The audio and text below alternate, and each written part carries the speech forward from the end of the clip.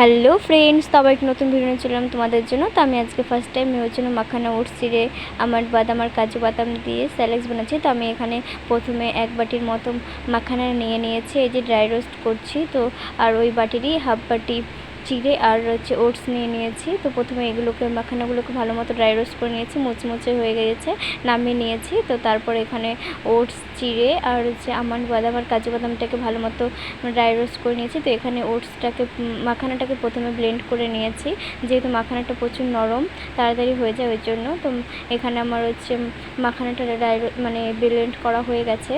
তো তারপরে আমি এখানে একটু চেলে নিয়েছি। তারপর আমি ওটসটা মানে চিড়ে আমার বাদাম আর কাজু বাদামটাকে পেস্ট করে নিয়েছি। তারপরে এটাকেও চেলে নিয়েছি। তারপরে এগুলো দুটোকে একসঙ্গে ভালো মতো মিক্স করে বয়ামে ভরে রেখে দিয়েছি। তো আমার স্যালাডস তৈরি। তো তোমরা তৈরি করতে পারো এরকমভাবে বাড়িতে। তো দেখাচ্ছি নেক্সট ভিডিওতে। টাটা।